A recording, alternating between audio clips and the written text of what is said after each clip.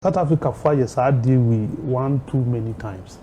And yet the first time we omudia dear man for no mudia be digana. From Ghana ni. Then to me from Mariam pa another person. Na ye no fa Ghana ni Ghana ni ko ya na Ghana san fanka Ibrahim Mahama ye Ghana ni ya de ba kuma ni ya musam aye people say money. See at the member South Africa ni anka ni Ghana ni ko ya ade de ma Ghana ni ya ye me dan na pesa meka ma never na say ma PENDREAM TV there o say dem yopo ade de ma Ghana ni a ye me dan na pesa meka se so bi ho asem esan say me some of them some dem ye funu nenam any mining engineers bi ni ho say bi o hwe na so mo kan bi say nkofo ye Ghana fo ana Ghana ni koya na ye kofa adama de yima na wo hu nsam ye asim say ye wi diapade bi dia mo bi ni nasefo no enye Ghana ni koya na ye ku so komo bia no so kofa sama whatever you will do, people will make say of it. Okay. You see, this is what we were here. You cannot get everybody supporting you. A man for Bekasabi be when no moye didi. That is what people survive on. Also CSOs. It is expected. Okay. But the truth of the matter is the Ghana Libya this is the direction. Across the policy direction say you indigenize your mining sector. But they say will be not a spy next year. They are a sipe yempamomo. Say nanka and spy power with what is going on in South Africa. It is giving us the privilege, the platform, the opportunity to see a better terminate contract via any South Africa for because we need to build our country. And this is how we can build our country. We will have to take our destiny into our own hands. Exactly. Not for South Africans to be here. Determine what we should do. There are one people. That was our thinking, that we are blacks, regardless of boundary or macritia to you. Now you receive a man for it. You did 2 years was a gateway to Africa. Yes. But then South Africa for my says no, if you are black, you are not needed in South Africa. You are comfortable with a white man. But who black man now who free Ghana, Gambia, Togo, Nigeria no. Because who would not be pray. They don't need you. If you don't need me, I don't need you. I also don't need you. We have equally the same people to take over. This message must go. Exactly. That one must support a black man with what he has been doing as a foreign minister. For the first time. But since I deal with, say one to me and push it. I report to someone to ECOWAS. And as the AU, yeah, he's reported this matter. They were escalating. And I'm a Jacinta, a dry no because I say. Ghana, you are fan of personal. Because of that complaint. You see, but I think that in all this, the president has a role to play. Our poster, the government of South Africa, and a man for taking laws into their own hands. That is bad. A buying or immigration, move police, move. It's a man for no dear, what do you do? So I'm support to what is going on. I think the government of South Africa would have been pegged up. Yeah, by now they should have even written to Ghana to tell them that Bano, Omako Monwe to and near cost to air cost. And they are pushing some negative narratives. The Nipa 300 no more screening or more just 10 pen and air work document. And sadly, you got Ghana Daily Graphic say or pushing that narrative. Sad. We can't tell our own story. You verify. You verify. They'll definitely buy it. And that is sad. Very sad. The state sponsored reported any other. Put the attention on your people. Yeah, tell your story. You don't tell story of other people. Charles, Senipano any documenta. Fanabrefia had free. And I'm much a man for Nibia go to prison. And they will share the move to prison and they do my account and they do my back. You see, you don't maltreat people who book so you're illegal immigrants, so you need document that. Do you have to take the laws into your own hands? I see with me buno just because office say need document. So need document I'm now now repatriated in the country. You don't go and keep these people in prison or treat them. We are one people. We can't be one people. We cannot be of one continent. That idea we see abra ye ka say we need a borderless region. Yes, in a borderless region, we should be able to travel from Ghana to wherever you want to go. You have visa, you have passport. I will be Timiako, but it is not happening because on the ground we are talking something different. And then you say, well, Africa continental free trade. We are talking about spending one currency. This is a continent that is pushing to spend one currency. This is a continent that says that look, let's trade among ourselves. So they make to me the goose if you got now come Burkina Faso, this is what we are doing to ourselves. When we are divided among ourselves, that is where these white people prevail. Within ourselves, we are united. Not succeed. And one of Mugusuyi, and no more achieve. They are using South Africans. I'm tempted to believe that it could be sponsored because normal. So people can just get up and do this thing, and a country like South Africa, for most money or money to do. Only definitely they are aware, Charles. I think when that's the most important thing. But I will say this today is that we are not going to give up in any way on Tarkwa. So in November last year, we submitted a lease extension for the Tarkwa mine, which would give us, at least for the initial term, another 20 years of mining at Tarkwa. This will require quite a significant amount of reinvestment. We're going to have to move a huge amount of more material. We're going to have to invest a whole lot in additional fleet and equipment. That's going to require additional manpower to actually move that material over the next 20 years. But what that will do is set up Tarkwa to be a really successful world-class asset for another 20 years. And then during that time, we can consider how we continue to extend the life of that asset beyond that period. So we are very committed to Tarkwa.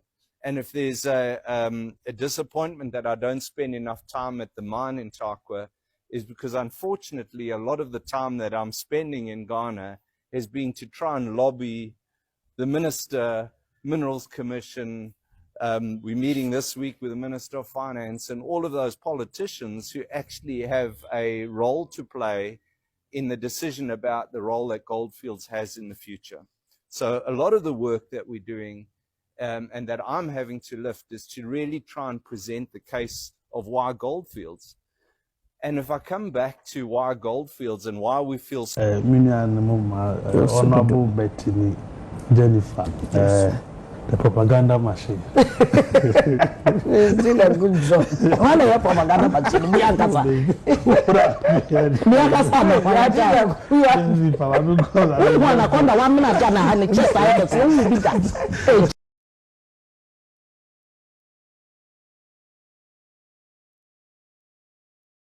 Alajo.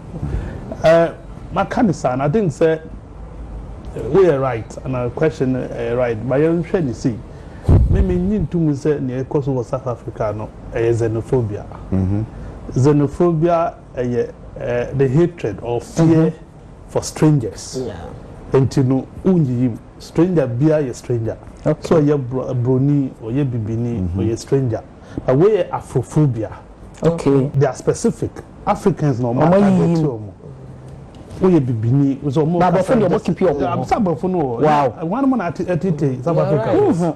South African fiber for attitude monet so mufa so it's not the blacks. It is the whites that have made them what they are. And is the Malema Beka say young fanchom na omo colonize omo na yo omo sa the omo timu say omo is special.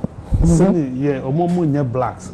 That is what it is. But then the issue is say yo na ukawa nutuwa nkasa ho a yesa de beye obi. That's right. South Africa for years I deal with one too many times. And yet the first time we omo dia dia manfo no omo dia be diga na fo. And I Ghana responded. But response no for me mild. I think a bit the response is not it's in faces. No, it's not strong enough for me. Yes, abaye aya de say ya evacuate first 300 ni di o maba. That means fi say we are say you recall here ambassador from South Africa. We don't need any relationship with them. With them, yeah. Because South Africa must be told that they cannot live in isolation. Exactly. How is it? Because now they are behaving as if say Omo is so special, so they can live alone. Until so no, we don't need you. And no crowd never sa a day where cost so more person renew or more contract. No, a buying way you be no go against this government, irrespective of whatever goodwill they have. Openly, you be campaign to them. I'm telling you this on authority. So a buying way you mistake. Every news our contract no more. Even 1 month in Pukamwa, it will not happen. I'm sure they won't do it. Then from Mariampa another person. Now you forget and you're gonna be Koya and yes, I'm Banka Ibrahim Muhammad. you're gonna near a Bakuma Muslim. I people say money. See, at the member South Africa near Ghana Nicoya, I didn't Magana near. You make that number some Cassius who be one some. Yes, it's as I see some of them from the Yafun and then mining engineers civilian. Said, Ocean, some can be said in Coffee Ghana for Ghana Nicoya na yekofa adama de ma na wonsam ye asim say ye wi ajapade bi dia mo bi ni asefo no enye Ghana Nicoya na yekuwe so komo bia no so kofa sama whatever you will do, people will make say of it. Okay. You see, this is what we were here no. You cannot get everybody supporting you. Among for Bekasadu be when no ye dididi. That is what people survive on. CSOs. It is expected. Okay. But the truth of the matter is the Ghana Libya says this is the direction. Across the policy direction say you indigenize your mining sector. But they did say will be not a spy next year. They are a sipe yempamomo. Say nanka and spy power with what is going on in South Africa. It is giving us the privilege, the platform, the opportunity to see a better terminating contract via any South Africa for, because we need to build our country. And this is how we can build our country. We will have to take our destiny into our own hands, not for South Africans to be here. Now, if we say there are one people, that was our thinking, that we are blacks, regardless of boundary or macritia to you want to know. Now you receive a man for it. You 2 years was a gateway to Africa. Yes, but now South Africa for Mahathir says no. If you are black, you are not needed in South Africa.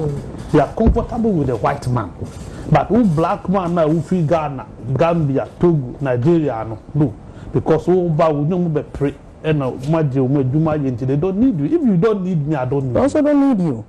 We have equally the same people to take over. This message must go. Exactly. That one, my supporter Black with what he has been doing as a foreign minister. The first time. But sad day we say one Timian pushy. There were ECOWAS. We report to someone to ECOWAS. And as the AU, yeah, he's reported this matter. They were escalating. And I'm at Jacinta, a dry no because I say Ghana ya fan of personal. Because of that complaint. You see, but I think that in all this, the president has a role to play. Of course. Our president, the government of South Africa, are common to and a man for taking laws into their own hands. That is bad. A buying or immigration, move police, move. Some for no dear, what do you do? Sabani support to what is going on. I think the government of South Africa would have been pegged up. Yeah, by now they should have even written to Ghana to tell them that, but no, Omako to and near Kosu. And you see, they are pushing some negative narratives. The Nipa 300 no more screening or more just 10 pen and work documents. And sadly, you got Ghana Daily Graphic say all pushing that narrative. Sad. We can't tell our own story. You verify. You verify. They'll definitely buy. And that is sad. Very sad. The state sponsored reported any other. Put the attention on your people. Yeah, tell your story. You don't tell story of other people. Charles, Senipano Krani documenta.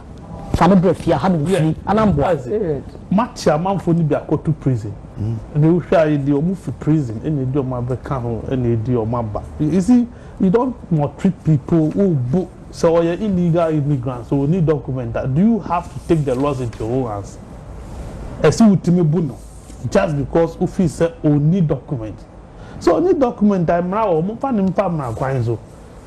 repatriated in the country. You don't go and keep these people in prison or treat them. We are one people. We can't be one people. We cannot be of one continent. That a day we see Abraham say we need a borderless region.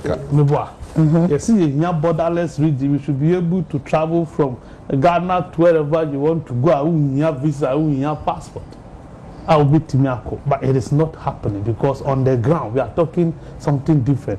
And then you say, well, Africa continental free trade. We are talking about spending one currency. This is a continent that is pushing to spend one currency. This is a continent that says that, look, let's trade among ourselves. This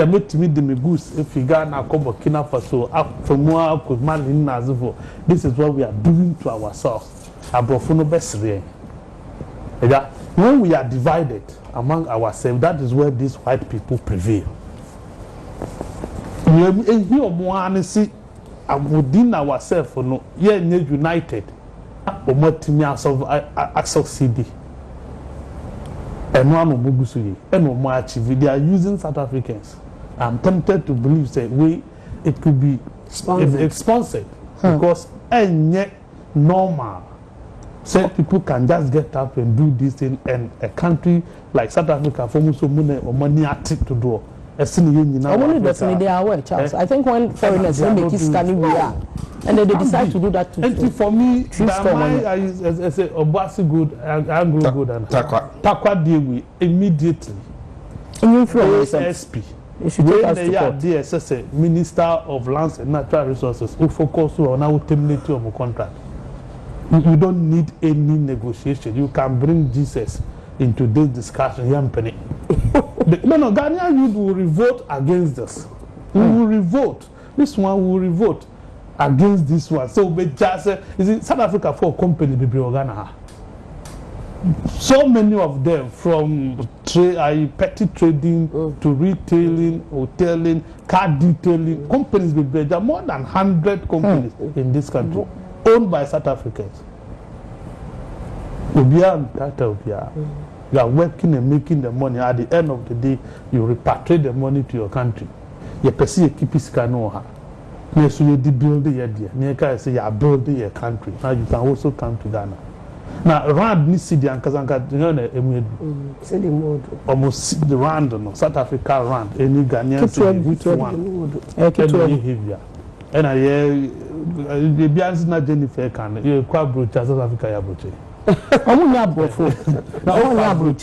South Africa. So it is a free country, but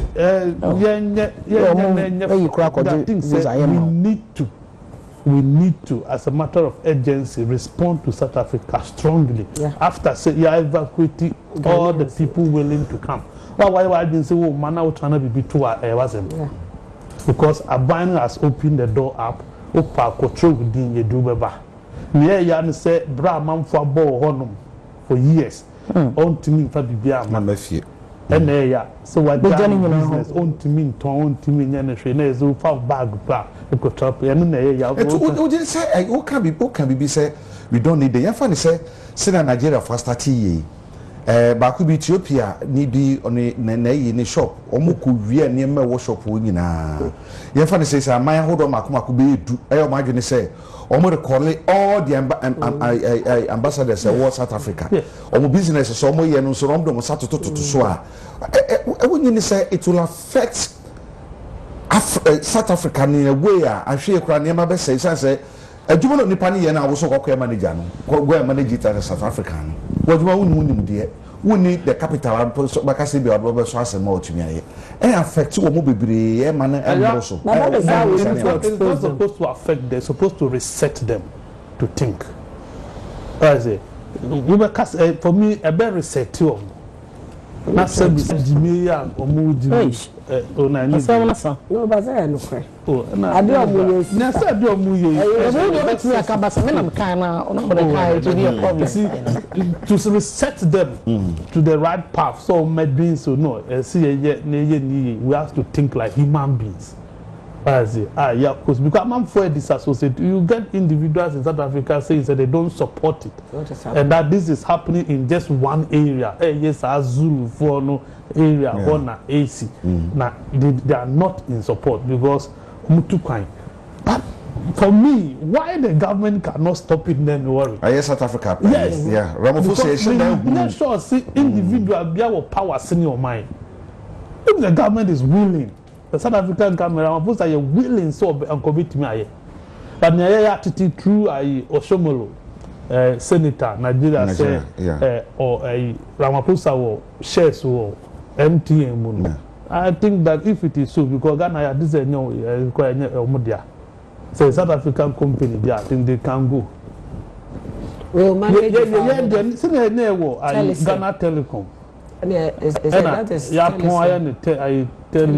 Vodafone ave Telecom. Ni ya. Baze.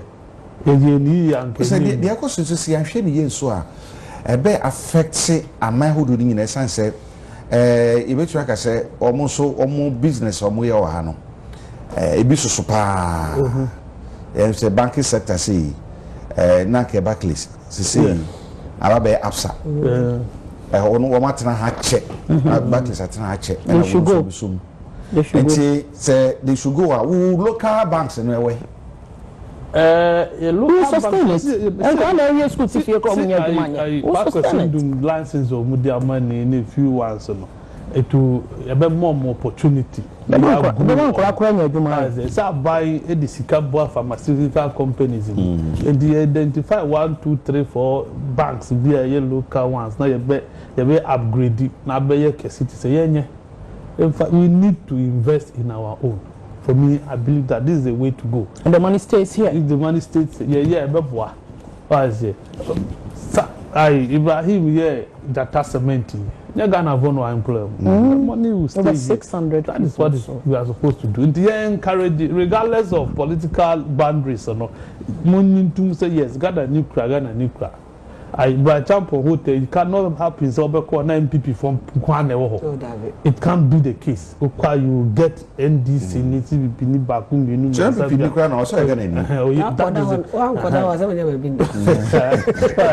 that's the issue. And for me, but now, you share critical issues. Yes, I bind the Abayabaso. I announce 5-tier incentives and a package. Or see, more financial support. Travel assistance, transition allowance, one be access to empowerment, employment, and a psychological cost in here saying for accountability sake. Because our budget for Saudi with 2026 budget, no we any and aba emergency na aba 2 years. Necessary see you dig Ghana for November. And how much is it costing us to evacuate them? Send the spending on each. Maunze number could be because your man of transport and also on 5,000 Ghana cedis. And as a man of transport. And as a man of transport, it is multiply 5,000 by 300 now. Whereas you have no transport near saying. Almost almost the good banks in our car. We ain't some other team course or channel so mommy and I was so jammed that's an so why didn't you do me Adomania? AGH Politics Avenue. You must Asia.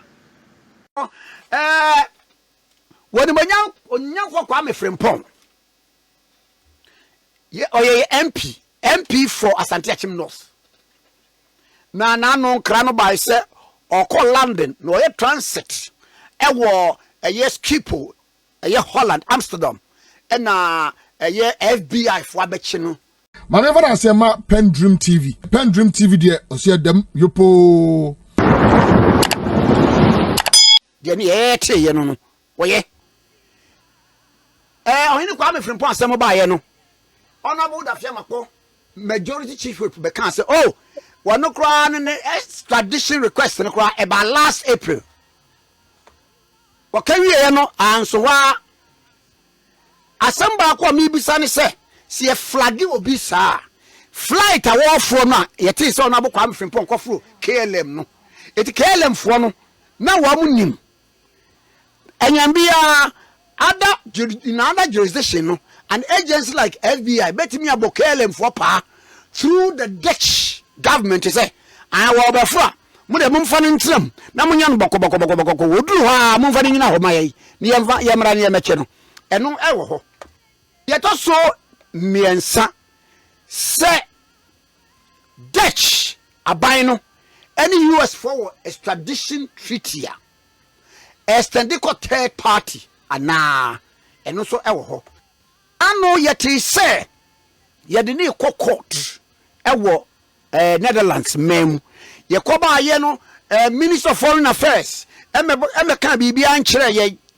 eno so eye enum afei obia oye member of parliament na all two kwan saa na matese obi say na any private trip enyambia no baby a okono a ehọ ye transit no yetibe chi no by say bia nipa no nkofo am pese o chi no mo warrant say baby a mbohunu bia mo nche no eno yetime chi no KLM fo no no obu ni see a flag no eno o man kan kire no ana opa won ka opeso obeka afei enye onwanwa biem we your questions kakra me bi so America any Ghana na young conviction no name he's being held up over accusation and this is stopping on accusation there accusation in any case cannot and can never stand the test of extradition. It means standing the test of extradition. It is the Western KLM, any the Dutch government and the Schiphol, any Amsterdam Bayern said, they have two options. One, Maminika and Pemfree the fact Udika can KLM for F1. One, KLM. He said last time on me interview, Medicano can say, Udu Airport Kotuka, now Kwako for KLM. Ubedika go through profiling. Profilers now on to a tablet. Profilers and Yame and I'm doing to her, and Ghana Airport Company and Ghana Civil Aviation. A security company there, KLM for a high woman, no more tablet. A connected Amsterdam.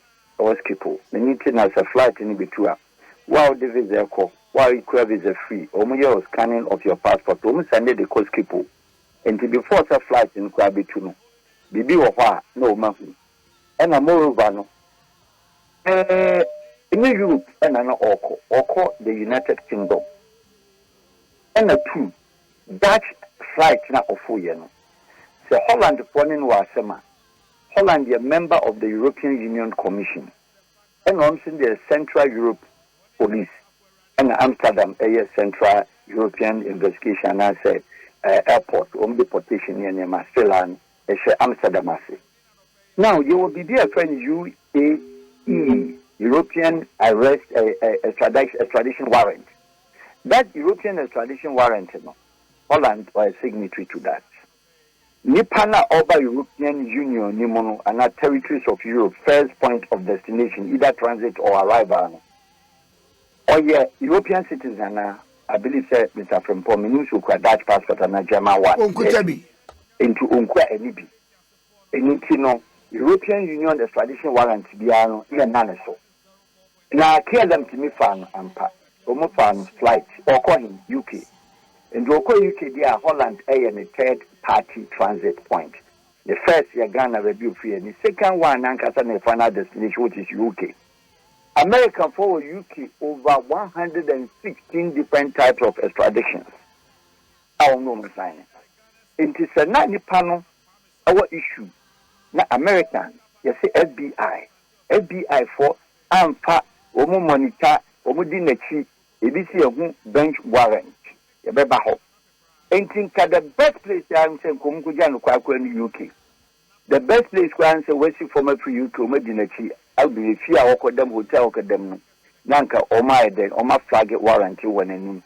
I want he's within Europe or within UK.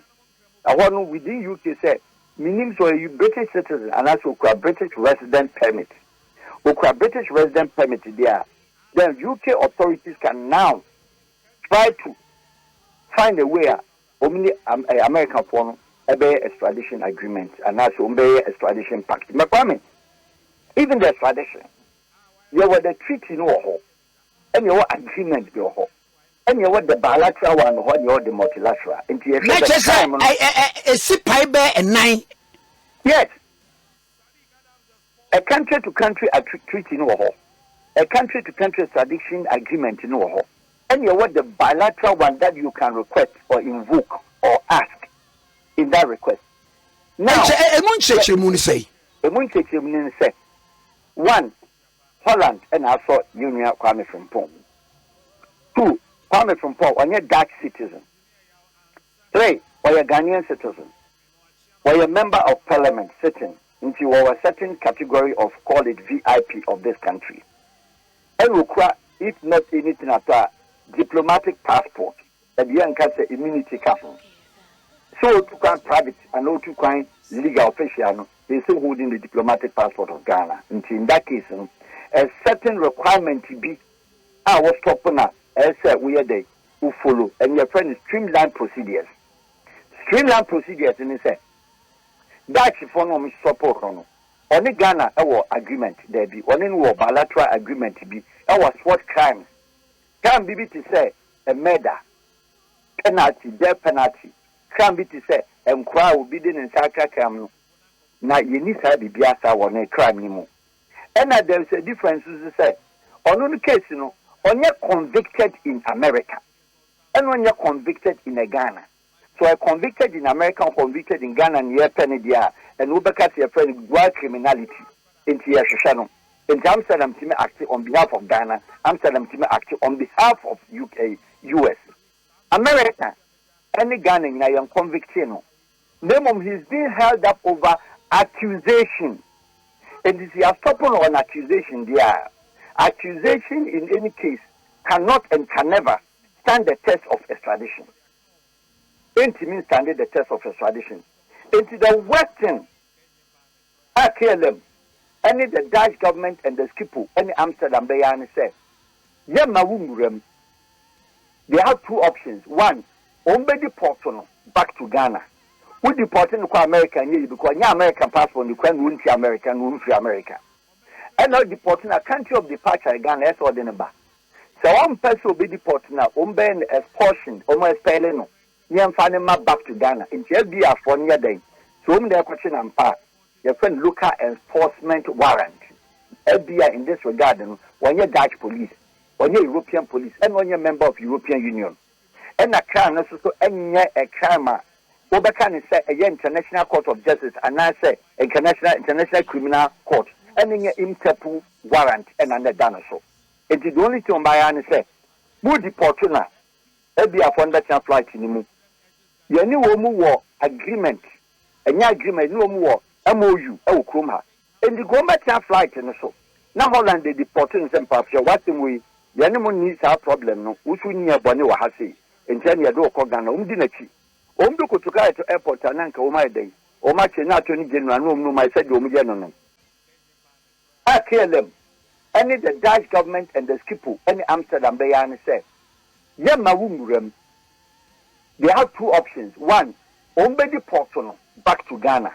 We deporting to America because your American passport you can win to America and win to America. And now deporting a country of departure Ghana as or the back. So one person will be deported now, expulsion, expelling, back to Ghana. In JBA for near day. So their question and part, your friend local enforcement warrant. FBI in this regard, when you're Dutch police, when you're European police, and when you're a member of European Union. And a crime also a crime. Obekan is a International Court of Justice, and I say International Criminal Court, and in your Interpol warrant and under dinosaur. It is the only thing by and say, who deportuna, every affondation flight in the moon. You new war agreement, and your agreement, no more MOU, Kruma, and the government flight in the so. Now, Holland, they deporting them, perhaps, what the way, the animal needs our problem, no, which we near Bonnie or Hassi, and then you do Kogana, Umdinachi. Omduko to go to airport and anchor my day, or match and not any general room, no, I said, Omigano. And now to say, American. Because in that case, Holland best practice what diplomatically called a surrender. You only a bonnet. Most of man fact can be a say you're convicting Wojani. What the accusation about the Ayapamacho. Young man, young fan mamu, and young fan ma UK for because UK form for request in my and surrender to Ghana. Near the Nafa transit, near Nako to departure gate. Every for moment transit. One for hank of room, and your Bama choir jurisdiction. One for KLM will say I want your flight race.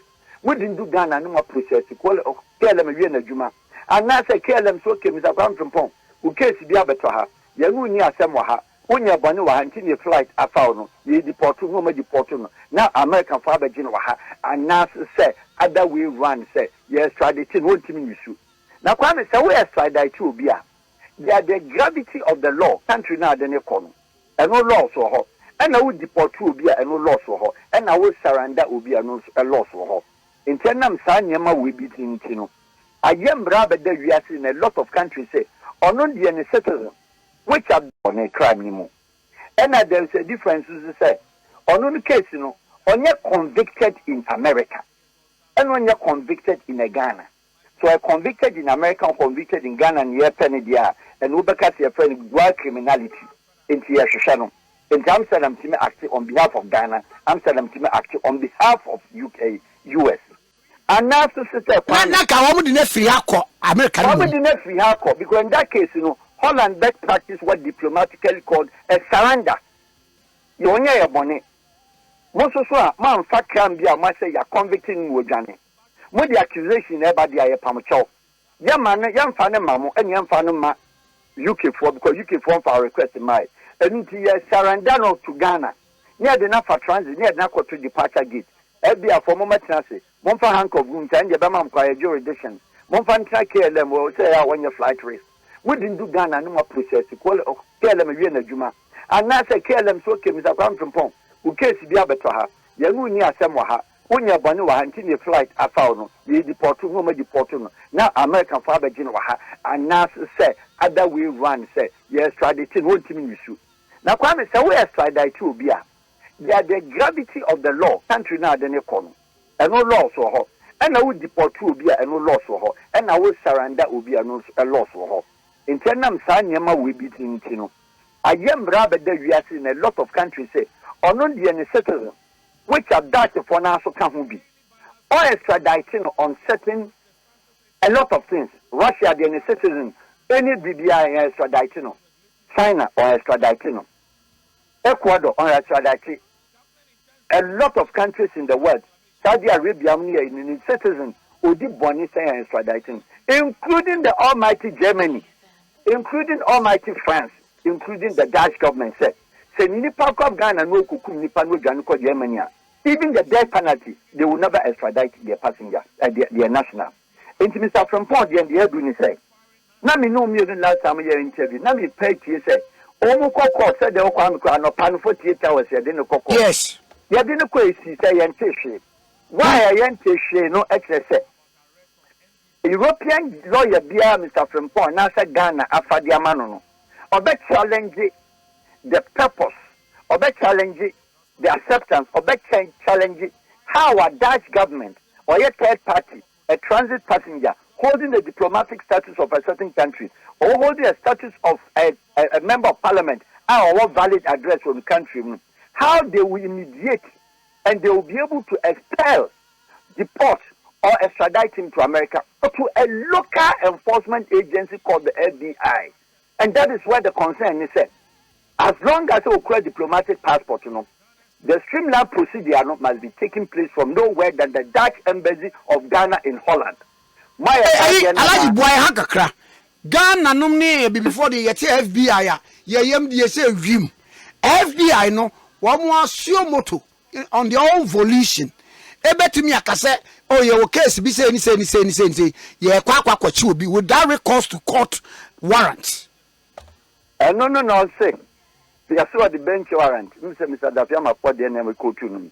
Bench warrant from FBI is not an international bench warrant. A bench warrant a only American District Court of New York, District Court of Brooklyn, Queens and airport JFK. And it is a be a crab gun and Robert Chubia. I mean, omu Obakin no didn't do JFK. American crowd will feel than a buyer. On Timmy finding Murakunu. Busa will be a lawyer, be our immigration, or whoever in America, and Amusa will be a say, will be a yachinada. Ah, Sabi Yadenako, America didn't free alcohol. I have no, and yes, tradition on the bar. The woman says tradition on a subject called romance scam. In the Dutch for America for a romance scam, a woman criminal code, and 20 holding on any romance scam. Now, and no can who been in a ma, I saw yent me fanin ko you know abutri can say romance scam accusation of a romance scam. Ghana your criminal code on ye ni romance scam ewu America for na introduce and no man invoke into a bar attorney general officer or say why ye request for not extradition the attorney general on correcting the files. Not foreign ministry, your treaties now, your extradition treaties, no agency, no ministry has it done. His Excellency, Honorable Kuya to office. Foreign affairs should be able to tell Ghana and bring to Ghana Parliament. And I'm cases now urban into you all the extradition treaties in any country be our.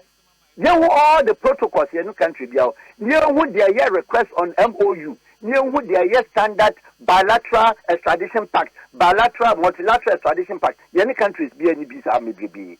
And you know, so many we are airport one, JFK airport one, Kwana, LBR to Aduabano. So I'm flying the next sitting. It is a flight you could do an adjo. An American court upon no one started an opanaya. Only keeping Nipan within the airport day. Because American government, the judge will look at that and say, I'm a room. Into a denoco court, I said, FBI for now, Monsieur Mabachino, a seek a request. And FBI Chubia, so Mupompo without visa, only to me for an uncle. And I said, FBI betche Kwame Nkrumah Sewa. Yes, say the make America. Wamano so bamboo my fossy and flamenco. Just and one give us a mammy. But Kwame, 1,000 times, no matter how the gravity of the crime, no. Only to me found time flight go be challenging the law in America. So you brought him in illegally. And only the case or reference and it said Maduro Yacochino Venezuela. Venezuela standard law why extraditing a citizen. And if Venezuela didn't extradite Maduro, a American Yacochi Maduro. Or Cochi Maduro no a certain president, you want me to find a passport and visa baby and told me the buy into illegal New York. Because I okay. Nana trains be an answer, one chair, woman. One would one give visa, my one was South Africa, and one would go US. And something else I beg Judge Dian Robert Nassau. And to remember that deal, I threw other informer and over system what trouble near the American visa number. In that case, you have not entered the United States illegal. But then in that case, in what we were America, there, and I had what we were there, they accuse you. And as you are convicted, and now you are convicted. In this case, you are convicted, you are accused. And tell me, do you court? Now you need you rolling back, you know. Or no, and you indict, you know, and you convicted, you know, and a accusation, and a dot in the association bilateral, multilateral on over accusation, and a crime of your friends, a romance scam, no mechanism. That's any young, and a Ghana crying American. Sir, you know, your request. And the request is about Attorney General Department to Dutch for the Soma vacancies and to follow the Dutch law now, or the Dutch law of extradition, Mr. Kwame from going. And no can be Nama as a Diana Dean. Kwame, and Ghana enforces the Dutch government. So much as any American follow protocols of MOU, our romance scam, Hono, and Attorney General Pano, someone signing America for Timmy. And here I know who I am paying for one sign. Yama US visa when we are for, and they are not afraid you could then no assigning. And Canada Metias also saw this even the money on one moon. And this for that signing, near no agreement in India. The SCA said, you are holding a member of parliament, a creative constitutional problems, a bit creative constitutional challenges, a bit creative cost for the your friend is election and a whole lot. And today, so many said, Monfred Dutch for the now review. Near people near review your new agreement. You know more third party agreement of a crime unjustified. You know more third agreement of a crime a suspicion, and I said accusation, ye no mo bibi sa so mtimi extradite ye citizen e de no ko anom deport no e de no ko third party no enti ni nyina ne say that government any KLM no omo fa nmra e be a form for request no kwame ahono na the main reason na uka so court no ye beti bibi na silent enti asem ne say e den na Ghana ye wo ho e asuade. We have to learn as a country. We have to know our extradition treaties. We have to know our bilateral, multilateral extradition, deportation, expulsion treaties in any other countries. Sankopane sa near treaty subject in the set on one and cross on swan. That is okay. No mum ebedaho amame no bia because non-extradition countries in the world, Holland will listen who said, me citizen bien wo kokum obi or Ghana. No Janinya kwa bidu Amsterdam then Bama Ghana da. Look at that. Germany ayebi, France ayebi, China ayebi, Russia ayebi, Ecuador ayebi, Saudi Arabia, Emirates, wo kwa na da bi on papa chicha no. Emirates wo so on fan citizen komo bia. Enti ko ba ni send your citizen there. Wafu obi pay.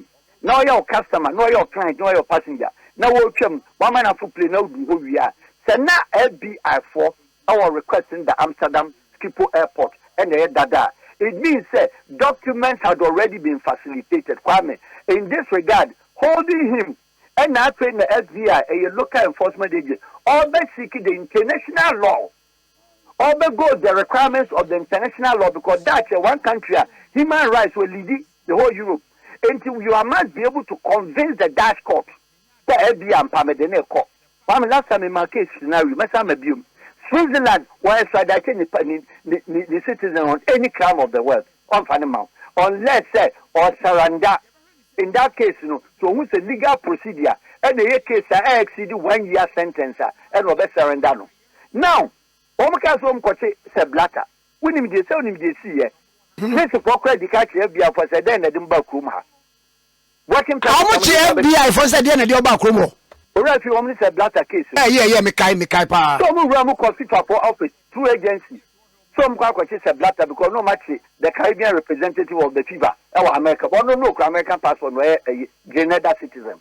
But said blatter question no.